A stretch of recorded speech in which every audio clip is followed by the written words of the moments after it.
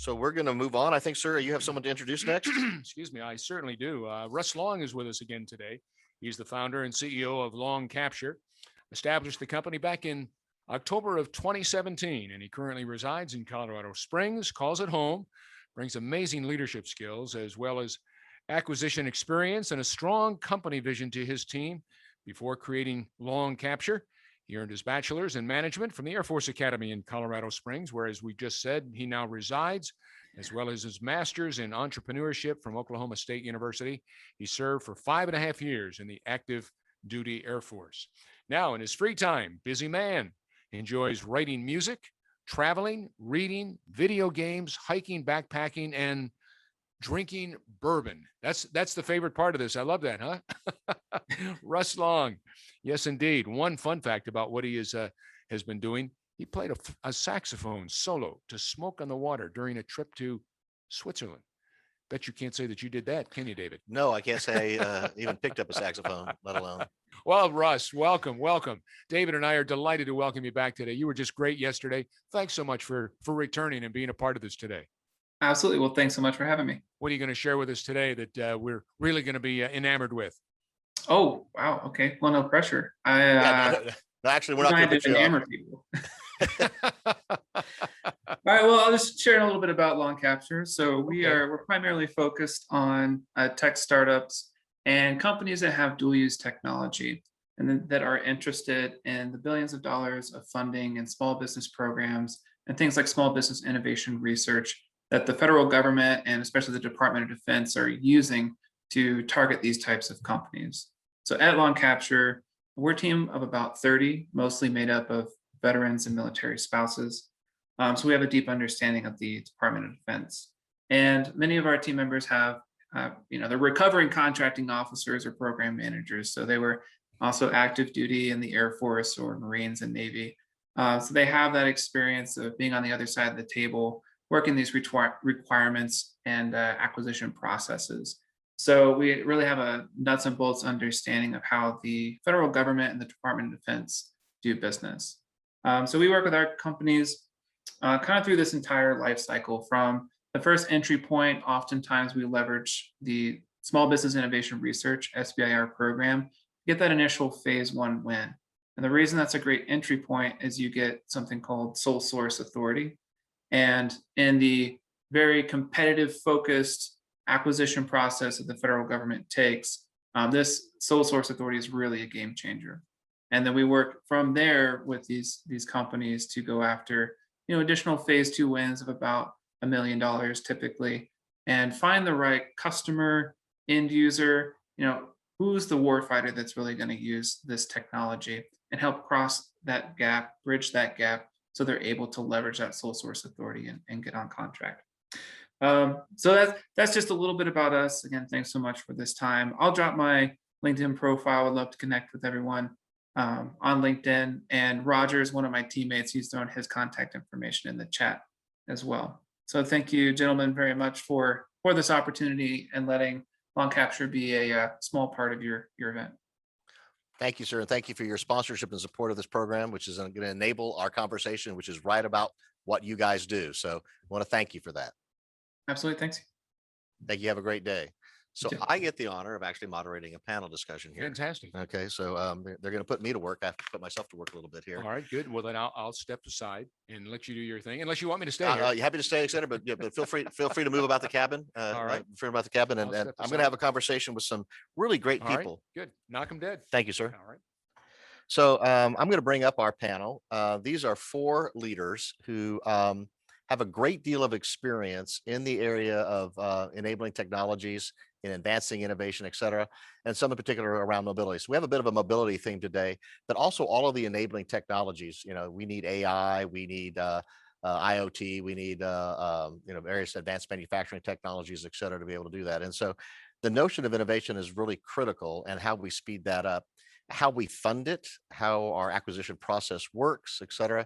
So we brought in some people who have experience, having been in the military, having worked on the acquisition side, and also being from the private sector, leaving a large, advanced technological organization. So I'm going to bring those four people on. We're going to have a little conversation about that, and I'd like you to get to know them. So first, I'd like to bring everybody on board. We have Brad Chettester of DefenseWorks, Ben McMartin of Public Spin Forum, Connor McClintock of CISA, and Deborah Factor, who leads the space division for Airbus. So I'm honored to have all of you here today. Welcome. How are y'all today? Doing well. Thank you. Doing great, thanks. Well, it's wonderful to have you here. I thought we'd start by having each of you give a little overview of yourselves, what you do, et cetera. Maybe a little bit about your experience. So I think that'll be that'll help set the stage and be relevant to this discussion. Brad, if you would start off with a short overview of yourself and your organization, and we'll move on down the line. Sure. Thank you so much, sir. Hey, very happy to be here and honored and humbled. Thank you so much for the opportunity. And I can't say enough about my fellow panel members. I've got a great group assembled here. So really quick, my name is Brad Chettester. I'm the Chief Technology and Innovation Officer for DefenseWorks. DefenseWorks is the main 501c3 nonprofit that kind of sits on top of all the fun workses that some of you may have heard of, like SoftWorks. We help start AppWorks, Dual Institute, MGM Works, and a lot of other ones across an ecosystem supporting our government and national security initiatives by partnering with the DoD and other government organizations. So my background, I come out of Special Operations Command, supporting them for many years. So I kind of cut my teeth there and had a lot of fun mentors and a lot of being voluntold to do a lot of really cool stuff for our country. But couldn't have asked for a better raising up, and I'm happy to be here to support this and other initiatives. So I'll pass the mic, but that's just a really quick snippet. I appreciate that. Thanks for your service, sir. Appreciate your being with us today. Connor, if you would, please give us a little overview of yourself and your organization. Morning, everybody. Thanks. Connor McClintock. I'm currently with CISA, the Cybersecurity and Infrastructure Security Agency, by day, if you will.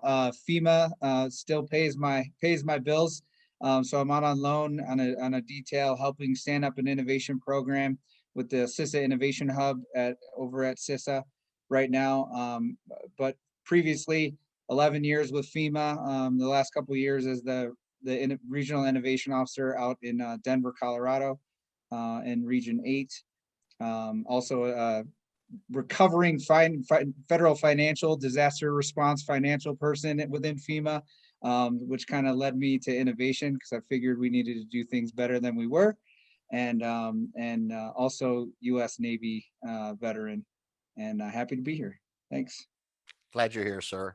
Ben, if you would. Sure. I'm Ben McMartin. I'm the managing partner at Public Spin Forum. We are a data AI firm that provides information both on government spend as well on what technologies are out there that the government doesn't even know about. Prior to coming to Public Spin Forum, I spent just over a decade in Army acquisition as both a contracting officer, agreements officer, and program manager. And a lot of the programs you see today that have some different acquisition strategies probably came out of my office.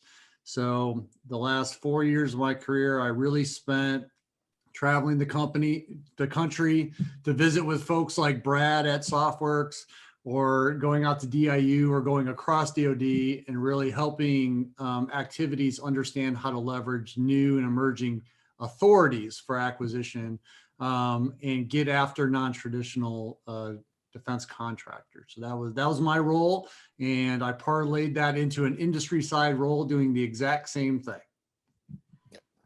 Well, appreciate that. Appreciate the work you're doing, and that this is important that we get better at our acquisition process, streamline that, et cetera. And, and as we go to the future and we build our space capabilities, our space force, et cetera, it's really important, I think, that we learn from the past and that we're not doomed to repeat it, et cetera, and that we continuously improve. And so I'm really honored to have Deborah here. I'd love for Deborah to come on, talk a little bit about herself, et cetera, and her organization.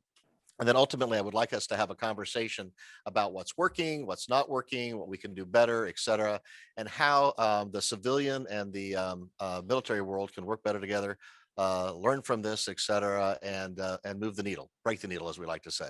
So Deborah, if you would, please give us a little overview of yourself. Yeah, thanks. Good morning, and fun to be here. Innovation is one of my favorite topics. I'm an entrepreneur at heart and a rocket scientist. I've been in the space industry my entire career, from back in strategic defense days to post-Cold War collaboration with the former Soviet Union, to a couple startups in the launch vehicle industry, and a short little stint in academia before I went into satellite side and working on missions for NASA, the national security community, the intelligence community. And I joined Airbus US Space and Defense just over a year ago at the very beginning of the pandemic. So a crazy time. And you want to talk about innovation and rapid change. Certainly it's one we've all experienced in the past year. Airbus US is the US entity of Airbus that serves the US government market. We operate under a special security agreement with the Defense Counterintelligence Security Agency, just like any other foreign-owned company that does classified business with the DoD. We are subject to certain terms. And I run our space business. We also have a military helicopters, military aircraft, and connected intelligence business that covers all kinds of work for the warfighter. Well, it's wonderful to have you here, Deborah. You have an incredibly impressive background, as all of our panelists do here, and a diverse one. And we always talk about having a diversity of experience, et cetera, backgrounds, even industries, et cetera.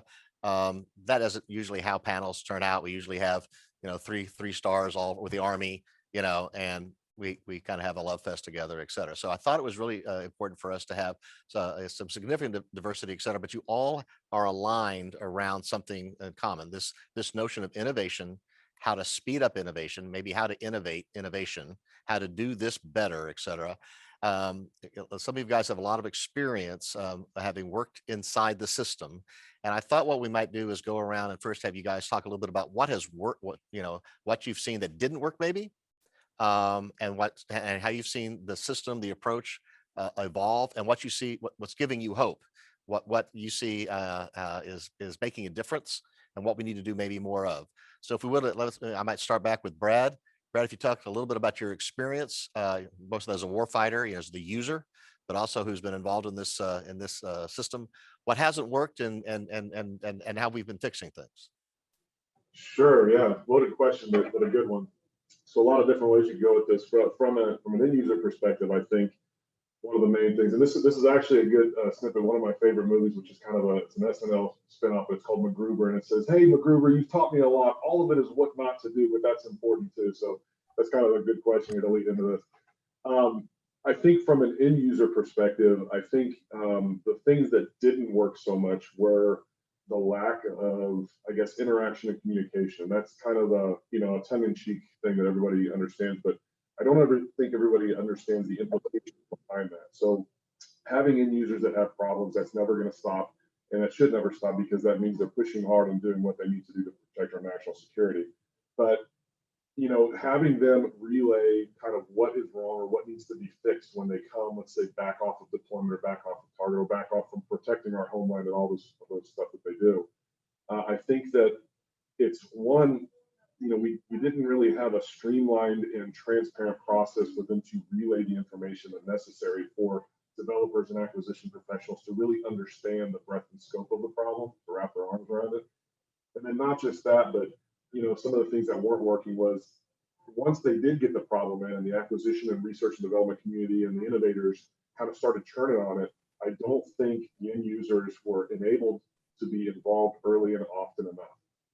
So, and that's kind of something, and then I'll shift into kind of what's working now. So that's a main point of what wasn't working before, and I think that not working also has to do with, it's a communication breakdown. It's like the old, middle school game of telephone where you whisper in somebody else's ear. By the time it gets to your fifth friend, it's completely different. And Becky has, red hair or something when she was really blonde. So I think that, the whole lack of transparency across the process wasn't working, and a lack of interactivity. Now, moving towards what is working now, if you want me to jump into that and kind of give the flip side, if you want, I think that the trend is going towards more early and often interaction, which is a good thing. Hence, like why we stood up these works ecosystems, right? This place is a neutral facilitator, and it's what I like to say a purposeful collision zone. Those purposeful collisions, a lot of times, are between problem havers and problem solvers. And it's not just one collision and you have a preliminary design review, a critical design review, and then you give them something at the end and they kind of look at it after 5 years and say, yep, that's not what I said, and you're 3 years late. So it needs to be, hey, involved in the process early, involved in the systematic and systems engineering approach and subcomponents integrated approach to actually development early and often to get at the end of the day what they really, really need at the tactical edge or at the end user level. So I think that it's happening more and more. I think that things like this place and things like Connor's doing with CISA and FEMA, Ben's role, and what Deborah's doing with Airbus, I think some of those things bring those people together in a more tangible way, and it's a necessary component to that.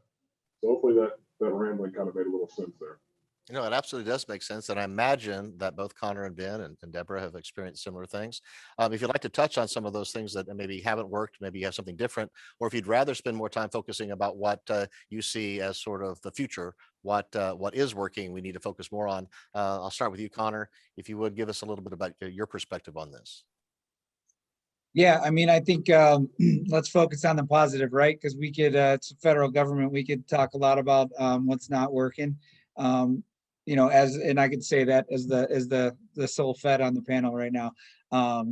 So, but I will tell you, you know, what Brad said about early and often and that thing, I think for me, what's working well and what we're driving towards is more of those early collaboration environments and early partnerships. I mean, everyone from General Mattis, you know, down to the warfighters knows that it's all about you know, collaboration and partnerships, and it's about working with the people. You know, in emergency management, we always say, you know, if you're trading business cards at the time of disaster, it's too late. So, you know, that early and often, I'm just going to keep stressing, because of the collaboration and partnerships and creating those environments where it's not just collaborate amongst our own organization. It's not just internal. It's external, and those external partnerships, not just within the federal government and other agencies, but also into, you know, with Airbus and the private sector and moving in, being able to work with and collaborate with early on with folks who can bring who are those problem solvers, who can meet those needs of the problem, the people who have the problem, the end users who need something solved. And I think, you know, what Brad in Defense Works and SoftWorks and, you know, AFWorks and that Works model is creating those ecosystems, creating those I forget what you called it, Brad, the fortuitous collisions or purposeful collisions. But I think those are really what's working well. And, you know, we're getting there. We're not there yet across the whole federal government, but as we continue to create those environments and for that collaboration and those partnerships early on to be able to solve those problems before they're real problems, then we will be, you know, we will be able to get to solving those problems that are 20, 30 years down the road better. So we're getting there. We're getting there. And one of the ways I guess you're getting there, I know you're personally very active and involved in things around innovation hubs, right? There's some best practices and there's some models, et cetera, that are working. And you say maybe we're not there yet, but maybe if you guys and Ben, if you wouldn't mind jumping in here, what we can do more of, sort of a prescription, you know, what are the sorts of things that you're seeing that are working, what specifically can we do more of, in particular, to be able to engage and involve the private sector or the commercial world, like Deborah's organization? Yeah, so I'll start with the original question: what isn't working? Because like Connor, I want to spend the majority of these minutes talking about what is working. So I'll tell you what isn't working very quickly. Unfortunately, it's some big things still. So we still have a budget issue. So the PPBE process is still one of the major foundational problems of the system. And that leads right into the acquisition life cycle being another big part of what's broken. I will say that export controls need to be tackled in addition to competition requirements. Unfortunately, I think those are probably years and years out, because right now the focus is really on the budget cycle. And I think culture, which no one wants to tackle, by the way, because it's the hardest thing. Culture has remained the number one underlying problem for why things are slow or why modern technology doesn't make it into the hands of an end user. Just yesterday, Adam Grant testified before Congress that DoD's culture itself is a threat to national security. Not surprising, because it is the number one underlying problem. So what is working? Let's get back to what's working. All right. So that sounds all gloom and doom. Everything's terrible. The budget's broken and acquisition cycle's broken. Well, if we go back to about 2015, a lot more was broken. And a lot has happened since 2015. So first of all, you've got organizations like Brad's organization, which I visited probably back around that time, maybe a little later, maybe 2016, who are tackling one of the major issues that needed to be addressed. And actually, the last speaker in the last session talked to this, which is there wasn't end user input, there wasn't customer input. These were not customer driven requirements. The customer wasn't involved the time with a customer feedback loop. And Brad's organization and a number of organizations have really doubled down on that. My former organization, Army Futures Command Ground Vehicle Systems Center, has always had a culture of bringing in the end user. But when the cross-functional teams were stood up, that was really doubled up. All along the process of these development efforts, you will see a customer, multiple customers there at multiple touch points. So you've got, I mean, that's a commercial practice, right? The customer's there the entire time. You're designing to the customer's needs. You're not designing in a vacuum and then saying, hey, do you like this? Hopefully, yes, because we spent too long developing it. So I will say there's a number of great things since about 2015. I have a whole list of them. But the number one thing is, if you're going to develop something that you want somebody to use, you probably better have them with you in the development cycle all along the way. Very well said. So now, Deborah, from your perspective, there are a number of these really key technologies that you're at the forefront of working on, enabling technologies that make a lot of these grander goals possible. And from your perspective, what are the challenges associated with them? Not only in particular, on the commercial side, but in terms of your being able to work with our military, work with the Air Force, et cetera, the Space Force, et cetera. What are the challenges that we need to address to enable you to do a better job for the customer? Well, there's so many things that Brad, Connor, and Ben brought up. I thought, where do I start? Anywhere you like, ma'am. Any one of those can be a full hour on their own. The first thing that comes to mind is the so-called Innovators Dilemma, and how do you cross from something that's been a traditional technology or a traditional contractor ways of doing business to something new and different, and where the handoff is, and whether it's planned or unplanned. And that comes down to different philosophies across the government in, say, the difference between an Air Force and the Army, any of the services, compared to what DARPA does, or IARPA, or any of the new concepts with AFWorks, SpaceWorks, et cetera, that are really trying to get innovation into the hands of the warfighter quickly.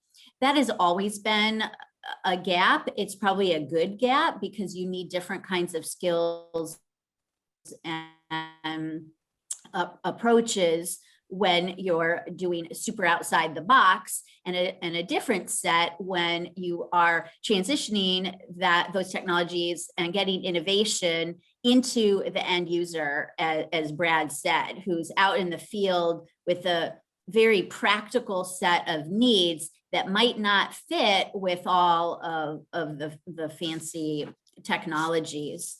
So what I'll pick up on, I think, is this part about which technologies and where to bring them in and how.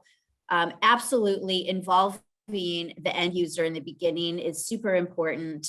And I would also say, now from an Airbus standpoint, where we are building satellites, sensors, providing laser communications technologies, and on and on. A practice that we are using on the space side, particularly in the small satellite world, is all the concept of design to manufacturing, where while I'm thinking about the end user, I'm also thinking about how I'm going to design a spacecraft, and with the mission in mind, what the end user needs, and then put that all into an assembly line and a production flow that can produce at scale. This is something we have not had yet in the space community, where we're building large proliferated low Earth orbit constellations. Right now, on the commercial side, in OneWeb, who Airbus is partnered with, and there's a number of other providers who are up in orbit right now, and the only two are OneWeb and the Starlink constellation. And taking that kind of production at scale that is all developed for a commercial market and adapting it now for government, for military needs, different payloads, different sensors, different communications requirements, and at the same time, taking advantage of all the infrastructure that commercial customers have funded. Now, at the same time, the government ends up being a user of the commercial services when it comes to satellite communications. The military is probably one of the number one commercial users because they buy capacity off of existing commercial systems. So I think, specifically in space applications, a key technology being looked at right now, I mentioned laser communications, optical intersatellite links, and laser comm terminals, kind of been the holy grail of how to improve security of communications between satellites and the ground, such that more secure cybersecurity protections can be put on those comms links. And in fact, that interoperability of different laser comm technology is exactly what Airbus will be demonstrating for Telesat and for DARPA on the Croupier program, which use satellites that will fly next summer. So, it seems that when you're at the cutting edge or the bleeding edge of technology like you are, and you're really trying to do something that is sort of beyond the ken, you're on the frontier. I think we'll all agree that the mainstream military, our DoD, is good at producing 1 million canteens pretty efficiently, right? But the kind of culture, capability, mindset, skills, et cetera, necessary to innovate in the area that you're working in is unique and different and more challenging. And it really pushes the envelope of how does an organization as large and as established as, say, our military and our standard acquisitions process, how do they adapt, and how do they, it's got to be harder for you to work than, I would say, on a more conventional technology. Is that a fair statement? Yes. There's a lot of stakeholders in the space industry, and a big difference is that once we have assets that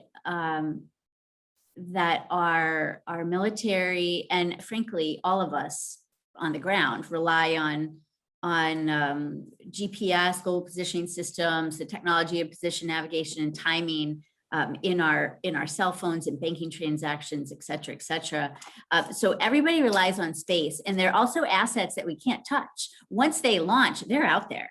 and they're doing their thing. And a lot of, it's not like an airplane where every time it touches and goes, I can have access and update. So there's a lot of transition now, even in software-defined radio, and the ability to change operations and software updates in space. It's totally transforming, where years ago you'd send up a satellite and you hope it lasts for 15 years, and in many cases it did, and that was about it. Then it would get old and you'd plan the next one. And now we have a lot more ability to upgrade as we go. And I would say you see this with the Space Force, the philosophy, the recognition that space is congested and contested is really a great recognition that's driving leaders to really recognize the impact that space has on our everyday lives,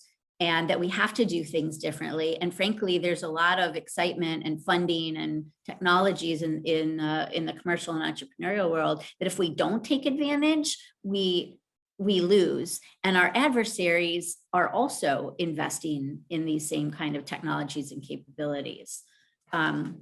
Yeah, I'll stop there. I'm sure the other guys want to jump in. But the change of culture, the trust in industry, the trust in capabilities, that's probably the most important thing, is saying, you know what, I could trust in something commercial. And frankly, once something is there and working, regardless of what the technology is, then everyone would say, sign me up. I want that. I want that technology now. What do you mean I can't have it? But the trust to get there is huge. And that's what I really think we need to work on the most. So I would like the gentleman to comment on this. If it's tough to innovate a tank, right? Then by extrapolation, I guess it's even tougher when we're talking about brand new cutting edge technologies. And I'm wondering if the gentleman think that by us making this push, our investment, our effort, and our focus on these very high end technologies, if that is going to have some sort of impact on the culture and our way of doing business, because necessity does force changes in behavior, right? And it's clearly an imperative that we catch up to, in many places, our near peers. We're behind them. It's not that we're afraid they're going to catch us. We're behind them. So I'd love for you all to talk about, back to this culture thing, about the need to change and how we work, and maybe how sort of the standard model can be affected by the cutting edge work that we're doing in space. If any of you have a comment on that, I'd love to hear your thoughts on that. Sure, I can kick it off. So I think the cultural aspect, I mean, a lot of the way we look at it, and I think a lot of the way, just historically, my perspective is, I think we need to lower the barrier of entry, right? Lower the barrier of cooperation and collaboration. It's not just, we talked a lot about end users, in the DoD and the government end users and all these people that need stuff. There's also the other side of it too. So how do you make it seamless, transparent, flat communications, purposeful collisions, Connor, between problem solvers? So the innovative, external, the industry folks, the makers and doers and the creators and the garages, the mom and pop, the academia. How do you, and other government organizations within the government, like the Army Corps of Engineers, different places like that. So how do you flatten and make transparent and make, lower the barrier of entry for those purposeful collisions to occur between the problem havers and the problem solvers? But then how do you also change the culture, the government culture and the government outlook on, like, hey, we're not just users. It's not just, hey, you're going to hand us something and say, thanks, we released a broad area announcement. We're going to take that and we'll talk to you later. It has to be kind of, they have to have a vested interest in seeing that that entity, whether it's a mom and pop or an industry partner, commercialize and do great stuff as well. Because in the long run, if that industry counterpart that's making great solutions for them now has success in the future, they're going to offer great stuff back, even better things for future generations. And so I think the cultural push from the business standpoint of things is we have to, or the government and the DoD and the end users and the acquisition professionals have to have a vested interest in promoting companies as well. And it's not just the known companies. This is not a personality driven thing. It needs to be a process driven thing. So the process of interactivity and transparency has to take a hold, and that culture has to spread. And it has to mean something. They have to be passionate about it on both sides of the coin in order for that to kind of progress. So I'll stop there, and then Connor and Ben can pick that apart as much as they want. But I just think that's super important, because in the past, I was one of those people that I kind of said, hey, I got a problem, I just need the thing. And when the company gave me the thing, I said, great, thanks, see ya. You know, we got the thing. But really, we probably should have been looking more, and I think they are now. They are looking more, creating places like this, and what Connor's involved with now, what Ben's doing. The government is now has a vested interest in seeing progression from a business standpoint, which then can enable, you know, the fun words of dual use technologies, or, you know, venture capital investments with trusted capital going back and helping and pairing with the military. So all that fun stuff. But I'll stop there. Connor and Ben, jump in. I'm going to tee you up here, Ben, because this is going to be so. No, and David, you've definitely heard me talk about this, and Brad, thanks. That was perfect, because I think, you know, Deborah, you mentioned, you know, our what our adversaries are doing. David, you mentioned like, hey, we're behind. I mean, we're still operating in a world like that, as if, you know, there are barriers to entry. There are large barriers to entry, and that like, you know, private sector. And David, you heard me go on this spiel about, you know, private sector, and I'm always just like, you mean the rest of the world? That our adversaries are not, they're not playing by these rules. Those lines between private sector and public sector are blurred at best, if not non-existent. So the fact that we are still operating under those old rules and auspices means that, like, basically we're not creating the environment to collaborate and to be able to promote and work with entities like Brad said, to lower those barriers of entry and continually work with and create economic stimulus, benefit for not only that company and the U.S. economy, but also for the U.S. federal government, and just the layers and layers of it, of these different variables, all just kind of stack up on those early collaborations. But right now we're just we're hampered by what Ben talked about before, some of those very fundamental problems that we have in our PPE process, our rules and regulations right now, and the fact that, hey, this company may be the expert at this, and I want to work with them on solving the solution, but God forbid if I do that, then I give them some sort of undue advantage. Yeah. And now all of a sudden I can't like talk to them and speak with them, and it's just like, that's not solving the problem that we as U.S. you know, society and government are dealing with. So well, so Connor, that's a rule of engagement that our adversaries don't have to deal with. Correct. Right. So these sort of norms, these paradigms, et cetera, they are playing, we're boxing by Marquis of Queensberry rules, and they're playing hockey, right? So they're on skates, they got a stick, they're hitting us with a puck. It's a different game to them. And if we're not willing to look at those sort of fundamental differences, I imagine you're arguing with that. We have to look at those fundamental ways, approaches, and paradigms that we operate by. We need to work with Airbus. We need to facilitate, as Brad was saying, if they're creating their own tech, but they're also tech scouts, right? Yes. Deborah, you're scouring the market at all times for that innovative, small, agile solutions provider that you can partner with, that you can you know, license their IP or whatever, right? And because of these various barriers, and maybe these various, it's an odd term, but Chinese walls or whatever, we're unable, you probably feel hampered in some ways. Is that a fair statement for all of you, Benjamin and Deborah? You know, so the thing is, as you're pointing, that technology is kind of more democratized now, if I can use that word. I mean, it's much more accessible. And money, there's money everywhere. It used to be in the US, we would assume that we would be the ones that lead innovation, and as a global superpower, that, you know, we assume our world is it. And export control was mentioned earlier as a barrier. You know, when we in the US closed off the borders, whenever that was, 20, 25 years ago, in the real export, the original export restrictions went into play, other countries took notice and started investing in autonomy. And even our closest allies have continued to invest because they don't always have the same access that and collaboration that we did before. So what I see now is how important it is for allies to keep working together in this fight against the broader adversarial challenges, and to take technologies that are sprouting up in the US and also in many other countries, and find ways to use those together in a positive way. And that's a big barrier even in and of itself, when you think about competition and export, new rules and control on classified information, classified world, et cetera. Those just put layers and layers around the walls that you mentioned, that can make it more challenging. Even if a technology seems really easy to use, it may be really difficult because of all these other contractual or policy or regulatory issues.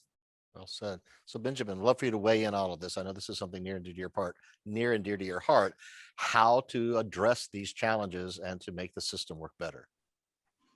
So first I'll say the system works great. The system works great. It was developed at a time when the US had all the experts, all the technology, all the money, big government. These type of things were not developed. These technologies were not developed in private industry. If you wanted to get funded for this, you went to DoD. If you wanted to license this type of technology, you went to DoD. So the system works very well. It's nice and waterfall. It's requirements based. It works great for 60 years ago. And so the first piece of culture is to understand that the world changed in the last 60 years. DoD hasn't, but the world changed in the last 60 years, and it has impacted DoD in a myriad of ways. One way is, guess what? The experts don't work for you anymore, DoD. I hate to say that. I worked for an engineering command. We had ridiculously smart people, but we relied on industry for a lot of work. Why? Because that's where the money is. That's where the experts are at. Where are the budgets for this type of research? Guess what? They're not in DoD. DoD's got a big manpower bill and they got a big sustainment bill, right? Not to mention production dollars. Where's the R&D budget? It is a tiny fraction of what the worldwide R&D budget is commercially. So for DoD, when you're thinking about culture, you have to first start with, where am I at in the market? Where's my market position as DoD? And guess what? Your market position is, you do not drive technology. You just don't. The next internet is not going to be developed at DARPA and licensed out to companies. It's going to be developed at a company and licensed into DoD. I hate to tell you. And that's not necessarily a bad thing, but as DoD, you now have to look at yourself as an investor rather than an acquirer. And so rather than procure everything you need, I'm from Detroit, by the way. So in Detroit, we hear everything about Henry Ford, right? The assembly line and Henry Ford. What some people that don't know about Henry Ford is much like DoD in that he built everything for his people, right? There's the Henry Ford Hospital. There's the Henry Ford schools. There's the Henry Ford housing system. If you worked for Henry Ford in the early 1900s, you were a Ford person. Everything you did had Ford on it. And so DoD got used to working in that environment. That is not today's environment. So, when I think about culture change, I think from a DoD perspective, I think about, you need to think of yourself as an investor. I have a limited R&D budget. I can drive certain markets, but I can't drive them all. And for the markets that I can't drive, I'm going to have to get in line with their course of dealing. And that's a tough thing for DoD to say, I'm going to bend on IP. I'm going to bend on accounting practices. I'm going to bend on audit. I'm going to bend on export controls because I have to, or I don't get access to a market. And so that's the big culture shift for me that I'm not seeing go at the pace it needs to go. There are some things recently that are positive.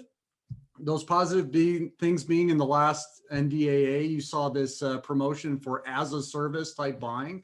I like that because that is a recognition, by DoD that, hey, these markets sell a certain way, and we're either going to get on board or we're not going to have access to those markets. And it's not what we're used to, it's not what we like, but we're going to have to access them. So when it comes to culture, I think my bottom line has been at least for the last 2 or 3 years is, DoD needs to understand its market position and modify its practices based on who it is, how much influence it has in the market, how much money it actually has to spend in these markets where it's just grossly out invested by industry. Yeah, just David, if I can pop in. Yes, ma'am, to please do. echo, or Brad, I wish we're all in person. I could tell we'd be all like using our hands and getting all excited. So on Ben, it's funny. I grew up outside of Detroit as well. So I totally understand the Michigan connection. And I want to tie this auto industry and also the airline industry and how we brought those into space. So the factory that I have in Florida that's manufacturing all the joint venture with OneWeb, that's manufacturing all their satellites. In fact, another launch of 36 just went up the other day, and there's 182 in orbit. And a lot of the that design to manufacturing I mentioned earlier came about with using automotive parts and adapting those for space, and then taking production line techniques that came out of automotive and the airline side. As you know, Airbus makes aircraft. So we know a lot about that too, but translating that into the space industry, super different, because the culture was always in developing, very bespoke, boutique, specific, mission-oriented satellites for the government. And that is totally changed. I mean, even the fact that students can launch a CubeSat and put that into space and learn something, it's up there for a little bit and then it finishes. This is totally transforming the culture. You're absolutely right. And looking to other industries, artificial intelligence, machine learning is also all shifting how the data works and the data flows. And I think that's where the power is. So let me ask all of you a question. How valuable would you say it would be for every up and coming military officer and perhaps DoD official, how about all of the acquisitions folks, to spend a tour, to do a rotation with an AFWorks or a SoftWorks or an Army Applications Lab, with a private equity firm, with a high-tech intern in your Skunk Works there at Airbus. If there was a way for them to spend time and be exposed to those cultures, how valuable would that be? Absolutely invaluable. I'll give a quick one, Brad, and I'll let you go, because from personal and not just DoD. Hey guys, I'm DHS. I'm just kidding. We're trying to change the culture across the United States government, and I can tell you with the Assistant Innovation Hub, one of our big missions this last couple of months has been going around and just educating contracting officer representatives and contracting officers and acquisitions professionals on other transaction authorities and SIBRs and all of these non-FAR acquisitions authorities, because the problem is not that we don't have the right authorities, is that people don't know how to use them. And so when you can take folks like you mentioned, David, and put them in those environments to learn that. I mean, it was eye-opening to me when we had like career corps who were worried, like, I can use this and not, like, I won't go to jail. I'm like, yeah, this is like a real law. This is like, this is an actual authority that you can use. Obviously there's stuff to that, but just, they didn't even know. So being able to plug people into that environment and that, the underlying thing here, that culture and a different way of thinking, is absolutely invaluable to that culture change across the U.S. government. So is there a grad school or academy equivalent for acquisitions people? There is. There's several actually. And just to piggyback a little bit on your question, you think it's a good idea? It's a great idea. So a lot of the times we have discussions around, and Ben and Connor heard me say this until it blew in the face, but a lot of the efforts around what we're doing is education based. It's It's education not just to problem solvers and innovators and the non-traditionals in the, in the environment that want to know about the problem sets that they can help solve for, right? It's also education back to our government counterparts to say, hey, you don't have to do things the same way you did before. There's an alternate mechanism. Not saying that there's not a place in time for all those great federal acquisition regulation-based authorities, because there is, and there's a phenomenal group of contracting officers and legal that work on a daily basis to ensure our national security. But there's also the room for maneuverability. You have to allow for the creativity in structure. You have to allow for enabling individuals to understand, which enables organizations to understand that there's novel and flexible pathways to do stuff. And it goes back as well to, we talked about culture, and like Ben made a really good point of, hey, industry has the expertise. Correct. There's a lot of expertise in the government as well, but industry has a massive amount of expertise, like Deborah mentioned with AI, ML. We're following, in their footsteps. But I think what we do a lot for the fallacy sometimes is the government takes a look. Sometimes it says, all right, well, we got to reinvent ourselves to be like them over there, because they know what they're doing. So, hey, let's create another Silicon Valley. I think that, the educational system comes in and says, hey, listen, instead of recreating and always chasing your tail, the 10,000 hour rule, right? Always chasing your tail to be like somebody else. If they're truly novel and innovative, they're going to be something else by the time you catch up.